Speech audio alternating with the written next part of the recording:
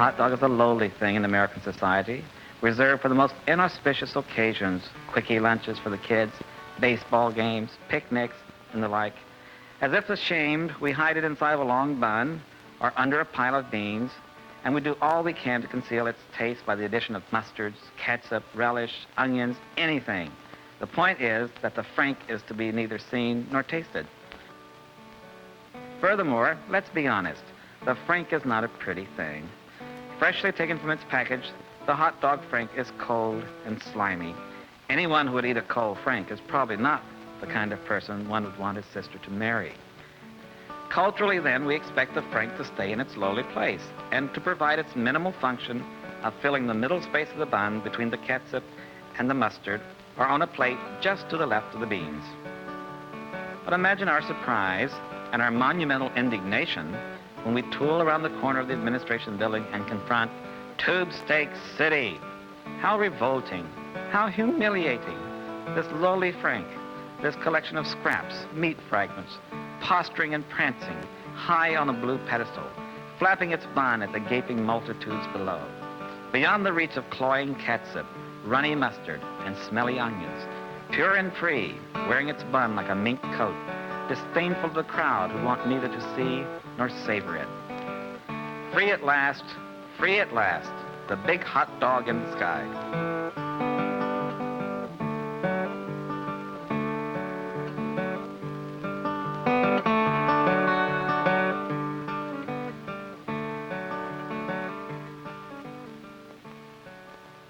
I think that it's cheap and it's gaudy. I think I can find that kind of shit on El Camino anytime I want it. I don't want my tax money spent on that. I was coming up the hill and I looked and I said, what the hell is that thing? I think some people have been turned off by a hot dog. Some people feel that it's a phallic symbol. I mean, it's really irritant, it's disgusting, Not like art, man, but it's disgusting. Well, we have a hot dog out here that is obviously offending some people. Well, I like the hot dog. None of us subscribes to it, and yet we all eat 800 hot dogs a year, is it? Well, I've never had a hot dog served that way to me. And I find it hard relating to a hot dog on end. It's a great, big, huge device that, in a sense, is saying, fuck you. I don't see how anybody has the right to censor anybody else's work. If you don't want to look at the hot dog, you don't have to look at it. My feeling about it now is different than it was when it first went up. It just tells us that there are individuals around, and I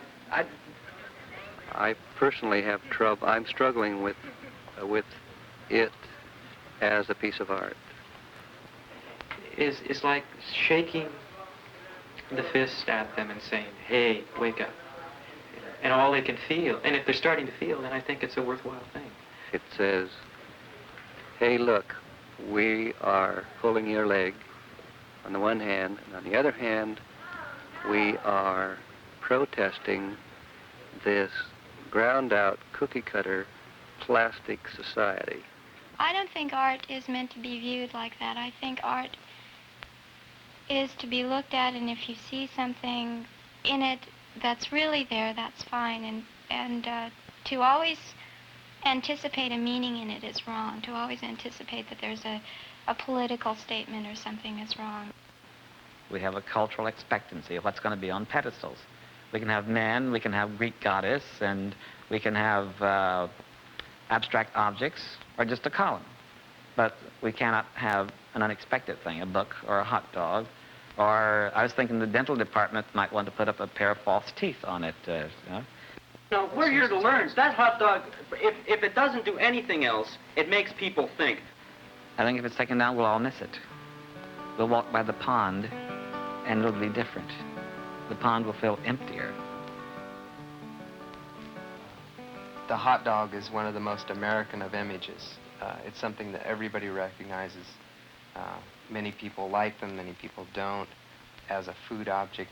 And we decided we would try to do something with that kind of an image, since it's so American, and see exactly what the reaction would be. Part of the whole idea of the project would be to, actually be able to see and hear the response of viewers. initially, when we got together, we had about 25 people, and using an image where everyone could completely understand was a very helpful thing. The effort would be making a single object, which is unusual for art classes since typically you make individual objects. And in this case, we wanted to do something that was unique in a lot of senses. It would have movement. The movement would be both electric and hydraulic. The object would be partially fabricated by the students and partially fabricated by outside vendors. And some of those vendors would be utilizing rather sophisticated techniques of fiberglassing and mold preparation and so forth.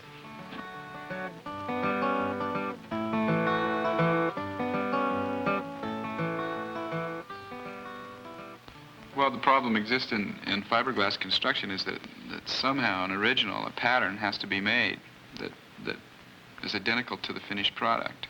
It's usually done with a fairly inexpensive material or something that can be assembled rather quickly. It's a lot like building a boat, really. You have longitudinal ribs, and you put slats to support the outside structure, which in this case was wood. And then after you build the blank, as we call it, out of wood, it was covered with body putty and then sanded to a smooth finish. And from that point, from the prototype point, molds have to be taken from that can be used to for the molds to reproduce the piece as it's going to be in its final form. So in essence, you have to make the object, then you have to make molds of that object, and then you have to make the finished product object in the molds that you took off the prototype.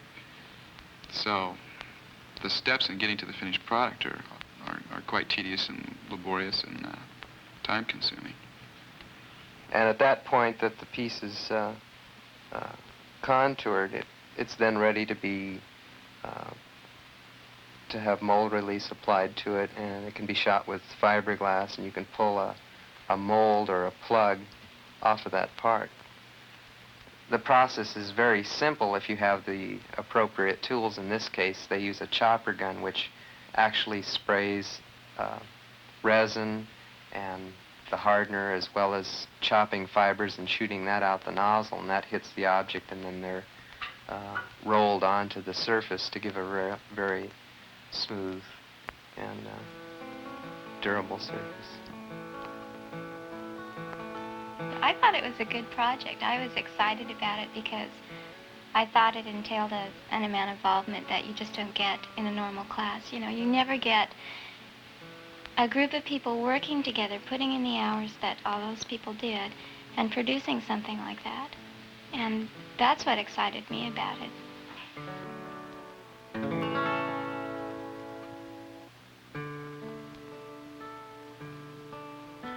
In the meeting that we talked about, after we decided that we were going to build something that resembled a hot dog as a piece of kinetic sculpture, then the conversation immediately goes to, well, how can a hot dog be kinetic? I mean, how would it move?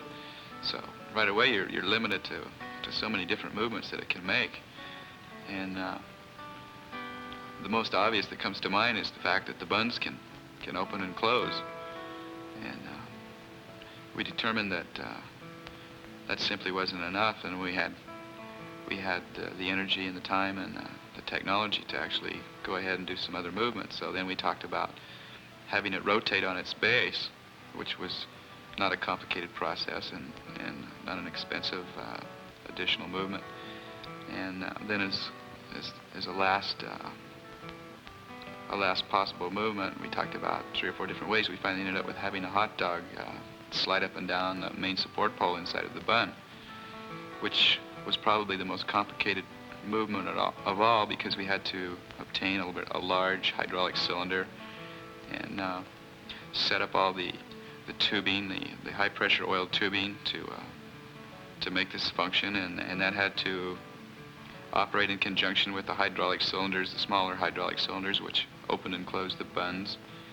And to operate all this, we had to have a fairly reliable pump and reservoir and motor system, and then we had to think of a place where we would put this, which was determined it would go in the base underneath of the pole that supported the whole structure.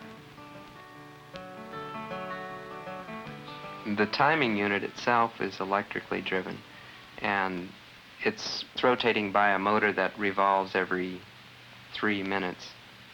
And it has 6 cams now, and each cam drives a certain segment of the moving parts. For instance, one cam would go on for possibly 14 seconds. And during that time, the hydraulic cylinder would simply open the buns. The buns might require 12 seconds to open, but there's a couple seconds over. Then the second cam would operate and the hot dog would go up. And it just simply runs through a cycle and repeats itself when it's finished.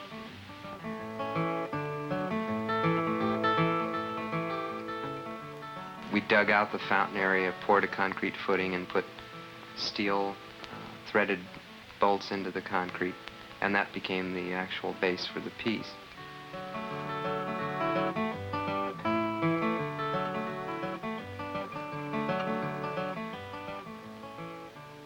The lower base cover, the part that was to actually cover the metal can and part of the concrete in the fountain, was initially fabricated out of wood, and it was made symmetrical so that it could be mounted on a wood lathe and actually spun at fairly high speeds and formed.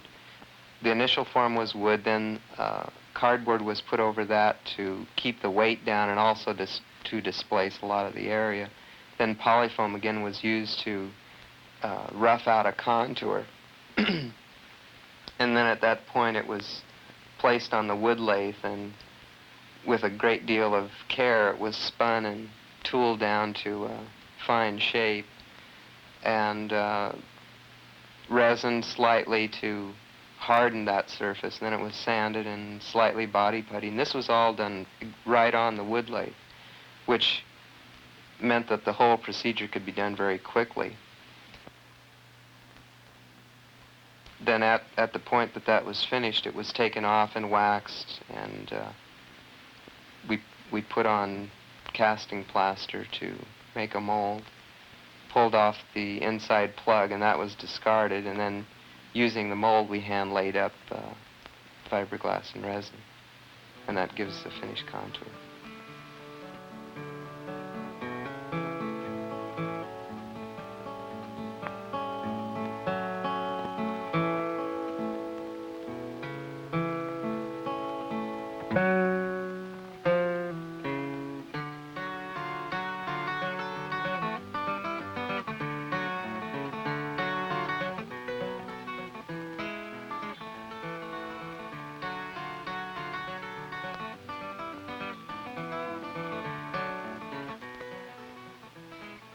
I think that one thing that this project did finally accomplish, especially this year, was that people started seeing that, as well as maybe saying something, it was a project where people got together, worked, produced something, and stood behind what they produced. And that was the most important part of it to me, that finally in a school where a lot of indifference was going on, people would see this excitement, this motivation, and understand it in a way that no one had to verbally explain. Mike's idea was to actually educate the students in that special problems class into all phases of doing a large piece of sculpture, not only just building it, but in dealing with administrators and dealing with technicians and dealing with public opinion and dealing with the outside industry and getting parts of it done, and working with deadlines and working with various other related problems that come up with something that's of this size. Well, it teaches you every phase of every monumental sculpture that's ever gone up, I'm sure has had some sort of relevance to what we did. I had a very strong sense of pride and a feeling of having completed something successfully. It was something that we'd all put a lot of energy into, and knowing that things on this scale sometimes don't ever reach fruition. It's one of those things where you just never decide whether it can be done or it can't be done until it's actually done. So I was a feeling of joy and relief and excitement and kind of a pat on your own back for being part of something that was a job well done. And it's an experience that you have to go through to know what it's like. It's hard to explain in just plain words. Something on the scale done on the basis that we've done it on is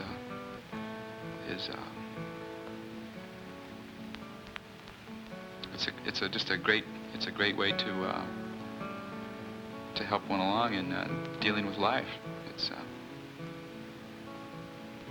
to be able to accomplish something on this scale is just it just gives you a lot of energy and a desire to go on and do other things, and the knowledge that you can do that, the feeling that you can accomplish things. And also it's very sobering in the fact that it makes you realize that nothing's really a snap or that easy to do or permanent. Nothing is permanent. It's like when you have 100 different phases to the operation, and each one of them, some of them are technical, some of them are aesthetic, some of them are just plain hard work, and each and every one of them had to be dealt with individually, and to see the final product just sticking up in the air